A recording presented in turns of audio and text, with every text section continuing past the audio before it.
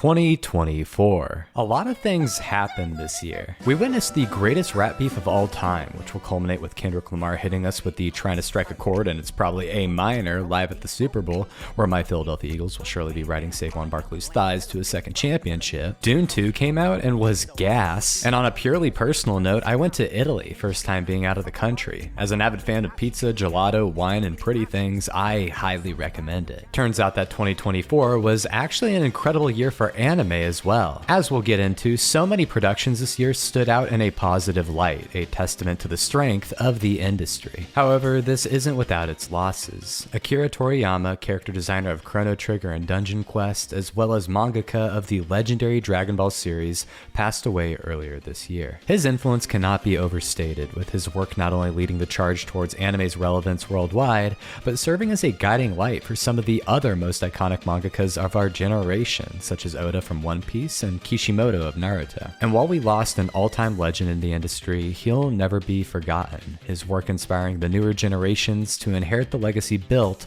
by Toriyama and all those who have loved anime. So without further ado, let's get into the best anime of 2024. Starting with the honorable mentions, as a little side tangent, why do people wait to list honorable mentions until right before they're number one? I feel like it kind of ruins the entire ebb and flow of the video.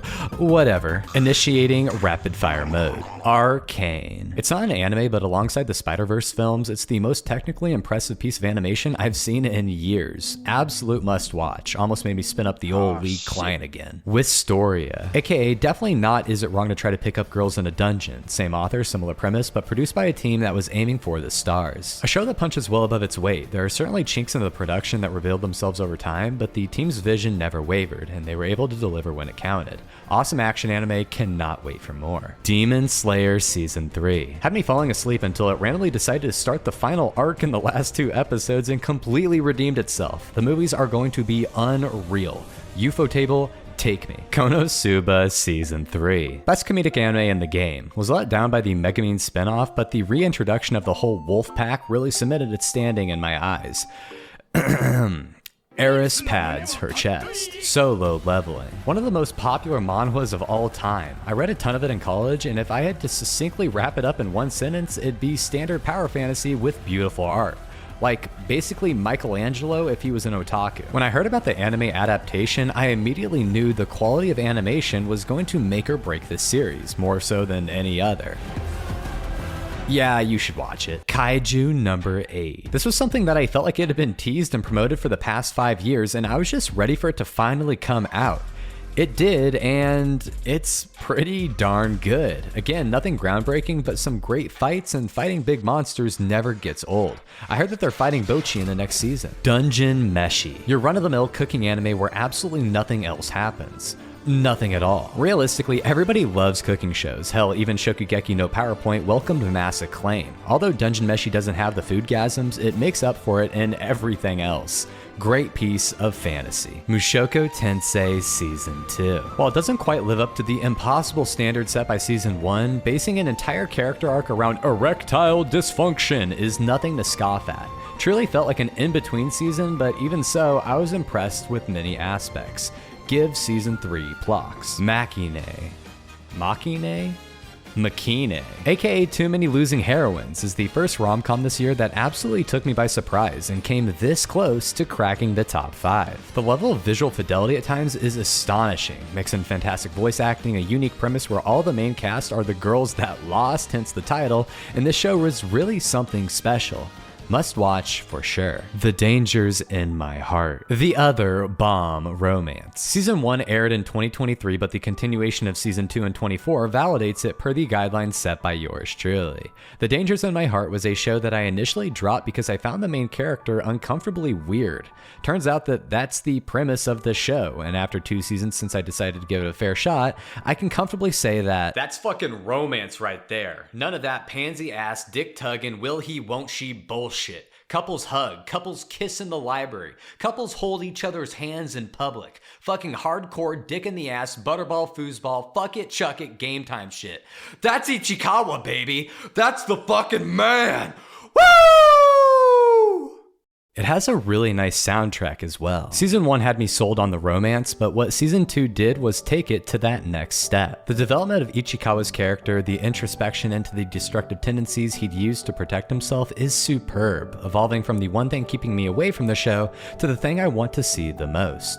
Wonderful, wonderful, wonderful. And finally, ReZero Season 3. I mean, it's more ReZero, one of the best and most popular isekai of the past decade. If you've dropped it beforehand, this new season likely won't change your mind, but for an enjoyer such as myself, it's exactly what I've wanted. Without a doubt, the most action-heavy arc thus far. I had my doubts with the departure of director Masaharu Watanabe, but the team is stepping up big time, and who knows, depending on how everything shakes up, it may end as one of the most memorable productions of 2024. But not as of now. Holy shit, that was a lot of anime. Again, so many amazing productions with outstanding talent giving it their all for what they love. It doesn't get much better than that. Except it does, aka my top 5 anime of 2024, starting with number 5. 恋が女を美しくするのであればどんな薬になるだろう The Apothecary Diaries. If a person were to walk up to me and start raving about this new mystery drama show loosely based in Imperial China whose main character is an apothecary that loves to use themselves as a test subject for all their sinful experiments, first of all, I'd probably wonder why they were telling me all of this. Talk about oversharing. Secondly, I'd be pretty confused with the premise of the show, being such a unique combination of elements hardly present in anime before it.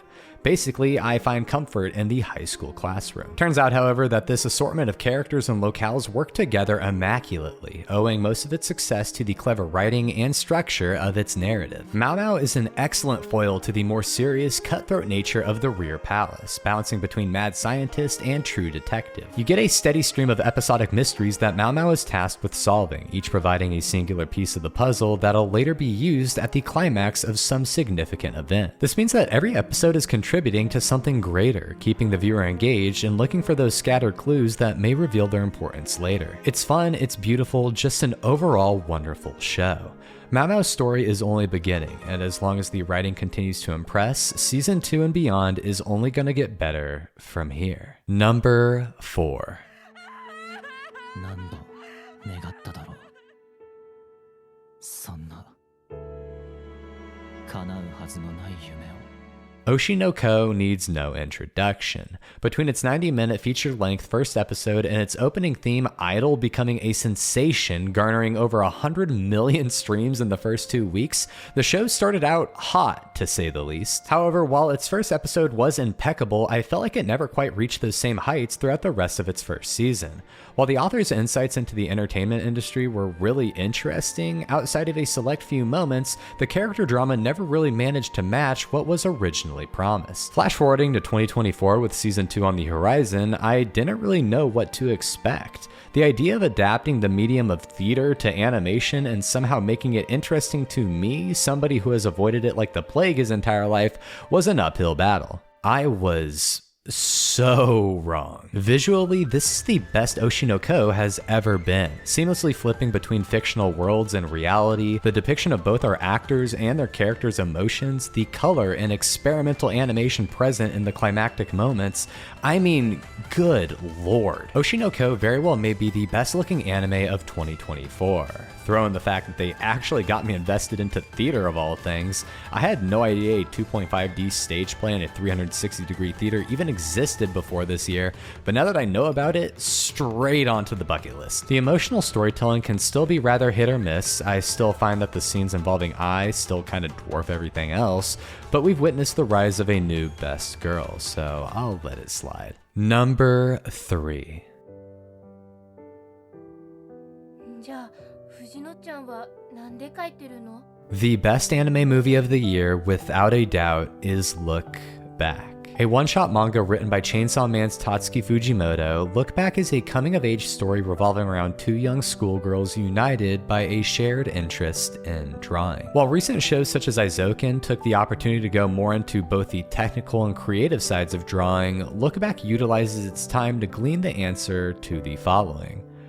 Why do you draw? Why do something that ostracizes you from both family and friends, a solo effort that takes up all of your time, energy, and willpower, all for somebody to dismiss your effort as not good enough? In reality, for these girls, the connection they are able to form through their joint artistic endeavors, the long hours spent together, the highs, the lows, having somebody that gets it, that gets you, is the why. It's not even an hour long, but Look Back managed to resonate with me more than damn near everything else in 2024. Not only because it is an incredible story, but it doubles as a beautiful homage to the KyoAni attack in 2019 that shook both audience and creator alike. It's a reminder of the real, tangible lives lost that day, the connections that'll never be mended, but also the lasting impact on each and every one of us that are here today. I implore you to watch it if any of this has piqued your interest. It really is a show that I'll never forget. Now, number 2. おっぱい吸わせてやるからよ。口もっとしゃぶらせろ。 Following up my entire commentary on Look Back with Let Me Gobble That Weenie just feels so morally wrong, but hey, 2024 was a weird year, so let's get it. Dandadan is one of those shows that seemingly does it all. It's a yokai alien romance action-packed bonanza following a young soft-spoken Rizzler and his journey to reclaim his family jewels with the help of a Ken Takakura-obsessed Gyaru and her grandma, constantly finding themselves simultaneously in both hilariously outrageous and outright heartbreaking situations. At some point, the author sat down at their desk, whipped out a pen and paper, and started jotting down ideas for their next story. With a list of topics a mile long, rather than narrowing down the focus to a few key points, they decided, fuck it, I'ma do them all. And it worked. Incredible art, animation, usage of color, soundtrack, characters, and character moments. Not many productions are able to exude a sense of fun and joy the way that Dandadan has throughout its early run of episodes. You can tell that the animators had a fucking blast doing their jobs, and that's something that the viewers can feel, whether they're conscious of it or not. And yet, with a story as hectic and quickly paced as Dandadan's, the ability to pivot on a dime, seamlessly transitioning from a lighthearted series to something much heavier was an absolute must. Apart from the #1 anime of 2024, Dandadan had the single best episode of anime this year with its episode 7, and ultimately convinced me that what I'm watching is truly special. No matter what genre the show is going for at any given moment, they knock it out of the park, something only possible when a perfect storm of talent, narrative, and vision meet those with the motivation to give it their all, a quality shared by not only the best shows of all time, but also the #1 anime of 2024. たった10年一緒に旅しただけだし、人間の寿命は短いって分かっていたのに、なんでもっと知ろうと思わなかったんだろう。